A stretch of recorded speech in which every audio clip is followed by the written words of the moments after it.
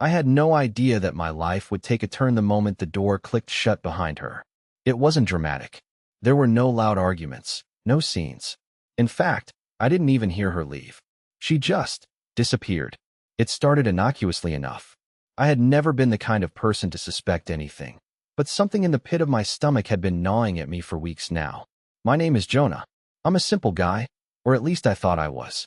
I worked my 9 to 5, stayed out of trouble, and never made a fuss. But that all changed in the span of a few hours one chilly October evening. The thing about my wife, Natalie, was that she always had a sense of independence about her.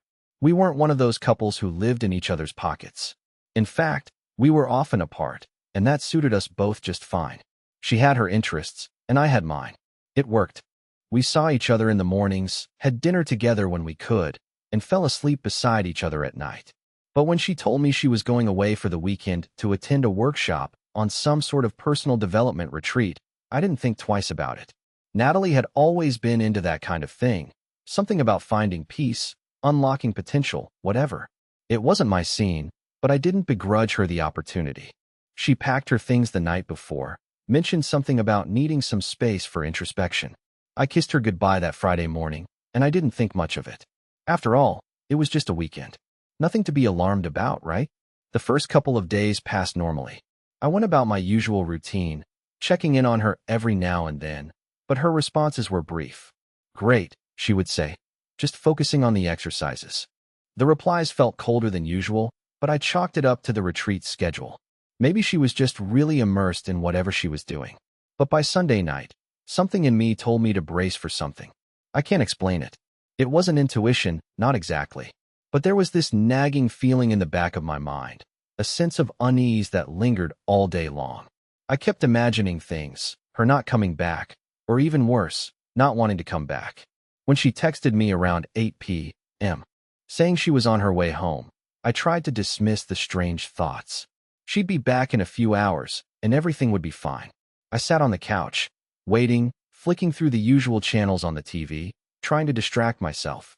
But when the door opened, it wasn't the homecoming I had expected. I stood up, expecting the usual greetings, maybe a joke about how intense the retreat had been, or a funny story about some eccentric guru, or whatever she'd encountered. But there was no hug, no smile, no energy. Just her, standing in the doorway, looking like she had seen a ghost. She wasn't carrying her usual luggage. In fact, she wasn't carrying anything at all except a small duffel bag. Her eyes didn't meet mine immediately. It was like she was processing something, like her brain was trying to decide how to tell me something that I wasn't supposed to know. Hey, I said, trying to sound casual, though my heart was pounding. How was it? She just blinked, and for a moment, I thought I might have been talking to a stranger. There was a hesitation in her voice that I'd never heard before. It was fine, she said, almost robotically, as though the words had been rehearsed. I left early. I didn't feel like I needed to stay. That hit me like a punch to the gut. I didn't press her at first. It wasn't my style to push. But I couldn't shake the feeling that something wasn't right. I had expected her to be excited, to tell me all about the retreat. I had even prepared a little welcome home speech in my head, something about how much I missed her. But here she was, standing in front of me with an eerie calmness, as if the last 3 days hadn't even happened. Why didn't you stay until the end? I asked, trying to sound nonchalant, but failing miserably. She shrugged. I don't know. I just felt like it wasn't for me. At that point, I wanted to ask more. I wanted to know what happened, why she looked like she hadn't slept in days, why she seemed so distant. But before I could ask another question, she walked past me, toward the living room, as if she had all the time in the world to explain. I followed her, but when we reached the couch, she turned to face me. Her eyes flicked to the side, as if she couldn't hold my gaze for too long. I need to tell you something, she said, her voice tight. I waited for her to continue, but what she said next would change everything. I'm not the same person I was when I left, she whispered, almost as if she was afraid of the words escaping her lips. I stood frozen. What was she talking about? What had happened? Why wasn't she looking at me? I don't feel like I can be here anymore, she added, the words coming out in a rush, like they had been waiting to be unleashed. Wait, what? My voice cracked, a mix of confusion and fear taking hold of me. But before I could say anything else, she walked to the door, the duffel bag still in her hand. Without looking back, she opened the door, stepped into the hallway, and closed it softly behind her. I was left there, standing in the silence of our apartment, with only one question in my mind. What had just happened? And why hadn't she even said goodbye? I stood there for what felt like an eternity. The door had closed softly behind her, and I was left alone in the dim light of the apartment. The air felt thick, suffocating even, as if the space itself was holding its breath. I kept staring at the spot where she had stood moments ago, my mind racing to make sense of what had just happened. She's just tired, I muttered to myself, trying to convince myself that it was something simple, something I could fix. But as the seconds ticked by, I realized something else. I wasn't just confused, I was terrified. I glanced around the apartment, trying to make sense of the silence that now filled it. Everything looked the same, yet everything felt wrong. The space we had shared for so long suddenly felt foreign, alien. I went to the living room, sat down, and tried to calm myself. Maybe she'd come back. Maybe she just needed a moment. But deep down, I knew that wasn't likely. There was something more to this, something I wasn't seeing. My phone buzzed on the coffee table. I nearly jumped out of my seat. It was a message from her, but it wasn't a typical text. There was no "I love you." No explanation, just a single line of text that made my stomach drop. "Don't try to find me." I read those words over and over, as if they could somehow change, as if they would start to make sense. But they didn't. What did this mean? Was she telling me to let her go? Or was there something more to it, something darker? I reached for the phone again, my hands trembling. I couldn't shake the feeling that something was missing. Something important. The weirdest part was that I wasn't angry, not yet. I wasn't yelling or demanding answers. I was just confused. The kind of confusion that gnawed at you from the inside out. I needed to know why she left. But even more than that, I needed to know what had happened to her. I glanced at the door, half expecting it to open and her to walk back in, as if she'd forgotten something or had a change of heart. But nothing happened. No knock, no voice, nothing. I had to do something. I grabbed my jacket and keys, deciding that I couldn't just sit here any longer. I had to find her, even if that meant going to the retreat. Maybe there was something I missed, something I didn't understand about this whole self-discovery thing. I'd heard her talk about it before, but I had always brushed it off. A weekend of meditations and lectures. How could that possibly change her this much? As I stepped out of the apartment, the cold air hit me like a slap in the face. I tried to focus, tried to keep my mind sharp, but the only thing I could think about was her strange words, her coldness, and that look in her eyes before she left. It was like she wasn't the same person anymore. I didn't know what I was expecting when I got to the retreat center. It was a small, secluded place outside the city, nestled in the middle of the woods. I pulled into the gravel driveway, the crunch of my tires echoing in the empty night. The place looked quiet, almost abandoned. The lights in the windows were dim, casting long shadows on the porch. I parked and got out, walking up to the door. The silence was overwhelming. I knocked, the sound echoing through the empty night. No one answered. I knocked again, harder this time, my frustration growing. The door creaked open slowly, and a woman appeared in the doorway. She looked tired, almost drained, as if she hadn't slept in days. She stared at me for a long moment, as if trying to place me, before she spoke. "Can I help you?" she asked, her voice soft but distant. I opened my mouth to speak, but my throat tightened. "I'm looking for my wife. Natalie, she was here for the retreat." The woman's face didn't change, but her eyes flickered for a brief moment, just enough for me to notice. "She left," she said, almost too quickly. "Left?" I repeated, a sense of disbelief rising in my chest. "When? Why?" The woman shifted her weight, clearly uncomfortable. "She didn't stay the full weekend. Said it wasn't what she expected. Left early, just like the others." I felt my heart race, but I forced myself to stay calm. "Where did she go?" The woman hesitated, then shook her head. "I don't know. She didn't tell anyone. Just packed up and left. We all thought it was normal, you know? People come and go. But she was different." "Different? What did that mean?" "Did she leave with anyone?" I asked, my voice a little sharper than I intended. She paused, considering. "No, she was alone when she left. But there was something in her eyes, something I can't explain." Her words sent a chill down my spine. What had she seen? What had happened to Natalie? The woman stepped back, as if to close the door, but I stopped her. Please, just tell me. Was there anything strange? Anything unusual that happened while she was here? The woman looked at me one last time, then whispered. She wasn't herself. I don't know how to explain it, but she changed. Something happened to her, and I don't think she'll ever be the same. Before I could ask more, the door shut, and I was left standing in the cold night air. The words echoed in my mind. She wasn't herself. What did that even mean? I turned and walked back to my car, my heart heavy with more questions than answers. What had happened at that retreat? What had changed Natalie? And why did it feel like I was losing her all over again, even though she was still out there somewhere? I had no idea, but I was going to find out. I couldn't shake the woman's words. She wasn't herself. What did that even mean? The idea that Natalie had changed in some way at the retreat was unsettling. She had always been strong, independent, but this was something different, something deeper. I drove back to the apartment, the roads feeling emptier, the night darker. I couldn't stop thinking about the look in her eyes before she left. It wasn't the same look I had known for years. It was like she was someone else, or worse, like she wasn't even here at all. The apartment was as quiet as I had left it. I felt the cold air hit me as I opened the door. The silence in here felt heavier than before. I went straight to our bedroom. Nothing seemed out of place. Her side of the bed was untouched, the blankets perfectly folded back. But I couldn't shake the feeling that something was missing, something important. I sat down on the edge of the bed, running my fingers through my hair, trying to figure out what to do next. Maybe I was overthinking things, but this wasn't just about her leaving. It was about what happened to her when she was gone. There was something she wasn't telling me, and it was eating me up inside. Then I saw it.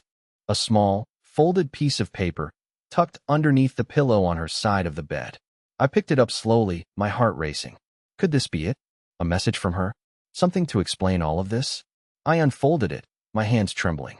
The words were short, but they hit me like a punch to the stomach. I'm sorry. I can't explain right now, but I have to go.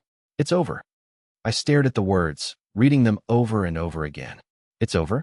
What the hell did that mean? How could everything we built, everything we had, just end like this? I sat there, feeling the weight of her absence. This wasn't just about her leaving the retreat. It was about her leaving me, and I didn't even know why. I clutched the note in my hands, trying to process it, but all I could think about was the feeling that something wasn't right. Something had happened to her, something beyond what she was telling me. But what? I stood up, pacing the room, trying to calm my racing thoughts. I couldn't just sit here. I couldn't let this be the end. Not without understanding why. I needed answers, and I needed them now. But where was she? I couldn't shake the feeling that the answers were just out of reach. The note, with its cold finality, only made things worse.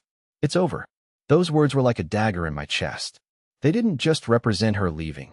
They represented a shift in everything I thought I knew about her, about us. I tried to breathe, to think logically. She wasn't a dramatic person. If she'd wanted to leave, she would have talked to me about it.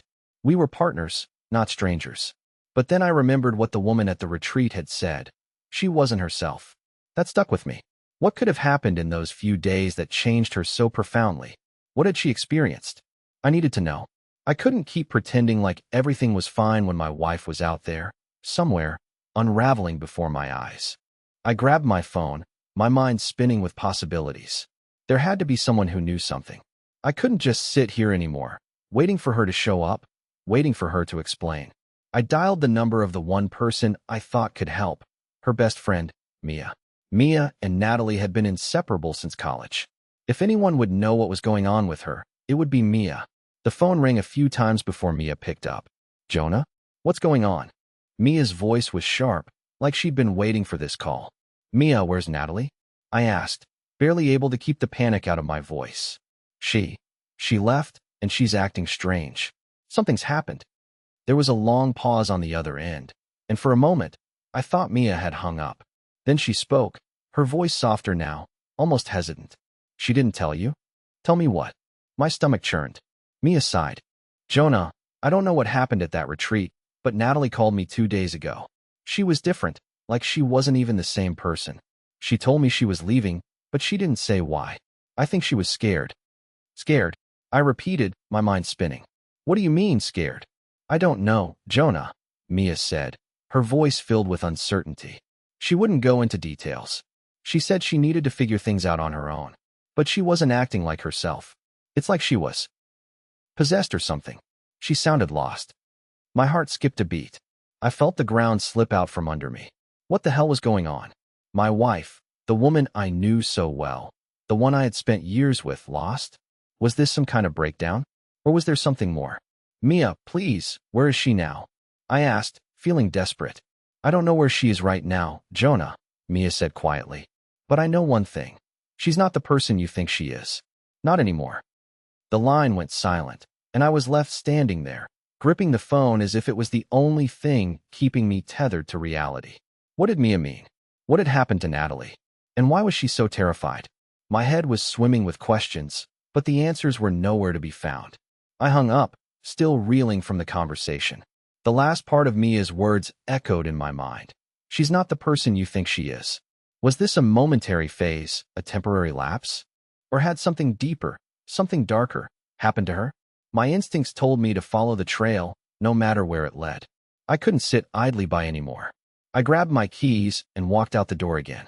This time, I wasn't just searching for her. I was searching for the truth. There was no way I was going to let this go, not without understanding what had torn her away from me. I drove faster now, my mind racing. I couldn't let this be the end. Not like this. There had to be a way to fix things, to reach her before it was too late. But where could I even begin? I couldn't focus. The road blurred as I drove, each turn feeling like I was losing myself just a little more. My mind wouldn't stop spinning. Mia's words echoed in my head, but the more I thought about them, the more questions popped up. Natalie wasn't acting like herself. But why? I couldn't stop wondering if I had missed something. If there was something about this retreat that changed her more than she was willing to admit. Had I missed the signs? Or was this some sudden shift I couldn't have seen coming? I pulled into a small, run-down diner on the outskirts of town. It wasn't much, but it was the only place that seemed to be open. The neon sign buzzed softly in the distance, flickering every now and then. I parked and sat there for a moment, staring at my reflection in the rearview mirror. I didn't recognize the man looking back at me. I had been in control, steady, reliable. But now, I was unraveling, questioning everything. The confusion, the fear, everything was suffocating me. I walked into the diner, the bell above the door jingling as I entered. The warm smell of coffee hit me, a welcome distraction. I found a booth in the corner, away from the few other patrons. I didn't feel like eating. I just needed a moment to breathe, to think. But the more I tried to settle my mind, the more my thoughts spiraled. I checked my phone again. No messages from Natalie, no word from anyone else. Just silence. Then my phone buzzed. A new notification popped up. It was a message from an unknown number. I froze for a second, my heart racing. I opened it. It was short, but it sent a chill down my spine. If you want answers, you need to go to the old cabin. It's the only way you'll understand. I stared at the screen, rereading the message. My hands shook as I typed a reply, but no response came. I was left with nothing but a creeping sense of dread. What cabin? Who sent this? I stood up quickly, my legs unsteady. The message was clear, but nothing else made sense. Was this a prank? Or had someone from the retreat sent it? I didn't know, but I knew one thing. This was the lead I had been waiting for. I rushed out of the diner, slamming the door behind me, and jumped into my car. The cabin, whatever it was, it had to be the key to all of this. I wasn't about to let another moment pass without knowing what the hell was going on. I drove faster now, not caring about the speed limit or the rain beginning to fall. My only focus was getting to that cabin, wherever it was. Maybe there, I'd finally find the answers I was so desperate for. But deep down, I knew something else, that the answers might not be what I wanted. The drive felt endless. The rain blurred the headlights of the cars in front of me, and the wipers struggled to keep up with the downpour. My thoughts raced faster than the road ahead. Who sent the message? Was this some sick joke, or was it someone who knew what had happened to Natalie? And what was this cabin? The more I thought about it, the more I felt like I was walking into a trap. The rational part of me screamed to turn around, to drive back to the safety of the apartment, but I couldn't. There was something pushing me forward, a feeling I couldn't ignore. I had to know the truth. Finally, I pulled off the main road and onto a narrow dirt path that twisted through the trees. The air was thick with fog, and the trees loomed over me like silent witnesses to some dark secret. I slowed down, the headlights cutting through the mist just enough to reveal a cabin in the distance. It was small, dilapidated, and isolated. I parked the car a few yards away and got out. The cold air hit me immediately, sharp and biting. My feet crunched over the gravel as I approached the cabin. Every step felt heavier than the last. I reached for the door, my hand trembling, but it wasn't locked. It creaked as I pushed it open, and a wave of stale air hit me. The inside was dark, but there was enough light from the rain to see. The place was bare, old furniture covered in dust, cobwebs in the corners. It looked like no one had lived here for years. I stepped inside, the floorboards creaking under my weight. My mind raced. Who had been here? And why was I here now? I walked further into the room, the hairs on the back of my neck standing up. There was a small table in the center of the room, and on it, an envelope. I approached it cautiously, my hands sweating as I picked it up. The envelope was plain, no markings, nothing to indicate who it was from. I tore it open, my heart pounding in my chest. Inside was a single sheet of paper, and as I read it, my breath caught in my throat. "You're too late. She's already gone." The words were like a slap to the face. Gone. What did that mean? Where was she? I looked around the cabin, desperate for some clue, something that would explain this, but there was nothing. The room was empty, just like the feeling that was creeping up on me. I had come all this way for nothing. I crumpled the paper in my hand, the frustration boiling over. I wanted to scream, to throw something, but there was no one here to hear it. I turned to leave, my mind in a fog, but then something caught my eye. A small, wooden box on the shelf near the window. It wasn't big, but it looked out of place among the dust and decay. I walked over to it, my pulse quickening. Maybe this was it, the thing that would finally tell me what happened. I opened it carefully, expecting something important, something that would make sense of all the madness. Inside, there was nothing but a single key. It was old, rusty, and simple, but it felt heavy in my hand. What was it for? And why had it been left here, in this abandoned cabin, just for me to find? I couldn't leave without knowing what it opened. The key felt heavy in my hand, far heavier than its simple, rusty appearance would suggest. My mind raced, trying to make sense of everything. The cabin, the note, the fact that someone had gone through the trouble to leave this key for me. But leave it for what? What was I supposed to do with it? I couldn't help but feel like I was in over my head. This wasn't some simple misunderstanding. Something bigger was at play here, and I was getting closer to the heart of it, even if I didn't understand the full picture yet. I stared at the key for a moment, its weight in my palm, feeling almost like a warning. I needed to find out what it opened. If there was any chance of understanding what had happened to Natalie, this was it. I shoved the key into my pocket, the cold metal pressing against my skin, and walked out of the cabin. The fog had thickened since I arrived, and the rain was relentless, pounding against the earth like it wanted to erase everything. But I couldn't stop now. I had come this far. As I got into my car, I started thinking about where to go next. The key had to open something important, but where? I had no idea. But something about the whole situation felt like it was leading me toward a place I was meant to be, something I couldn't ignore. I pulled back onto the dirt road, the headlights barely cutting through the fog.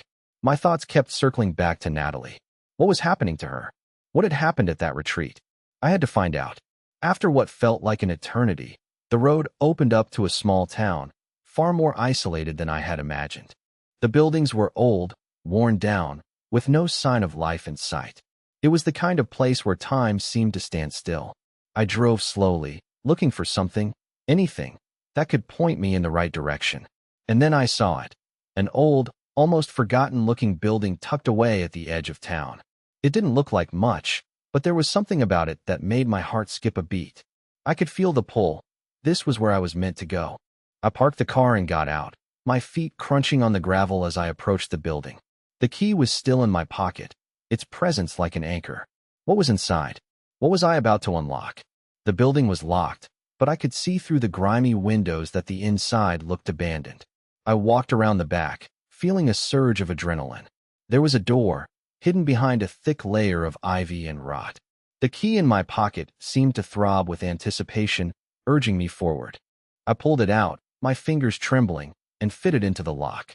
The door creaked open, revealing an old, dusty room.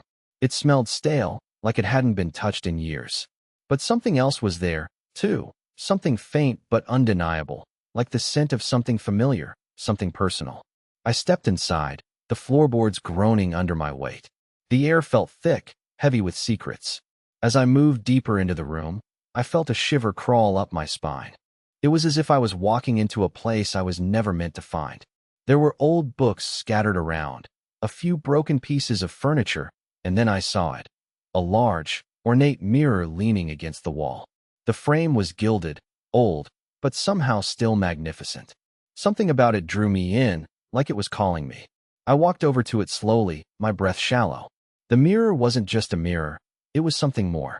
There was a symbol etched into the glass, one I didn't recognize. It was intricate, almost hypnotic, swirling in on itself.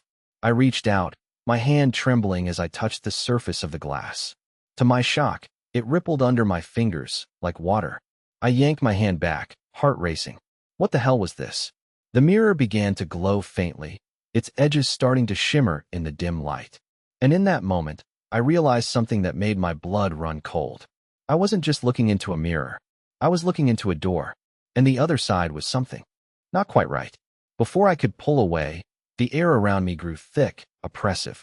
A low hum began to echo through the room, vibrating in my bones. I felt like I was being pulled toward the glass, as if it were alive, inviting me to step closer.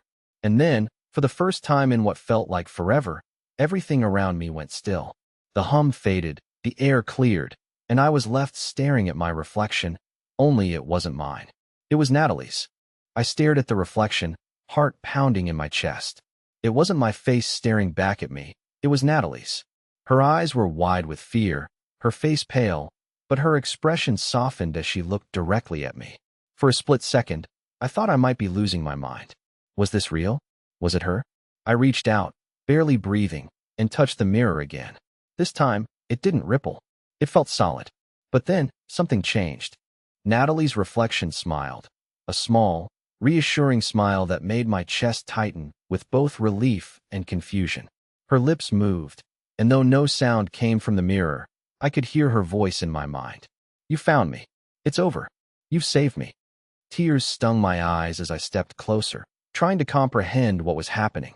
I had no idea how this mirror worked or what it was connected to, but in that moment, I understood something. Natalie wasn't lost anymore. She had been trapped in this place, somewhere between worlds, between realities. And somehow, I had found her. The mirror began to shimmer once more, the edges glowing faintly. And then, with a sudden jolt, the reflection of Natalie in the mirror vanished, leaving only my own face staring back at me. But the feeling in the room had changed. It was no longer oppressive or dark. It was light, warm, as if a burden had been lifted. I took a deep breath, the weight that had been sitting on my chest for days lifting. The door creaked open behind me, and I turned around, my heart racing. And there she was, Natalie, standing in the doorway, looking real and whole, and herself again. She took a step toward me, her eyes filled with a mixture of relief and sadness. "I'm so sorry," she whispered, her voice trembling. I didn't know how to explain. I didn't know how to tell you what had happened to me. I rushed to her, not saying anything, just pulling her into a tight hug. I felt her body relax against mine, as if she had been holding her breath too. "I don't care about the why or the how," I said, my voice thick with emotion. "You're back. That's all that matters." Natalie pulled away just slightly, looking up at me with tears in her eyes. "I was lost, Jonah. I didn't know who I was anymore, not after everything I saw, everything that happened. But when I left, I was so afraid you'd never find me." "I found you," I said softly. "And I always will." She smiled then, a real smile, and for the first time in days, I felt like everything was going to be okay. We walked out of the cabin together, hand in hand. The rain had stopped, and the fog was lifting, revealing a clear sky above. The world felt different, lighter somehow, as though we had just crossed through something, together. It wasn't over yet, I knew that. There would still be questions, more to uncover, but for now, I didn't need all the answers. What mattered was that we had found each other again, and that whatever had pulled us apart, it couldn't break us. We drove back home in silence, but it wasn't an uncomfortable silence. It was the kind of quiet that comes after healing, after understanding. We didn't know what the future held, but we knew that we were stronger together, and that, for now, was enough.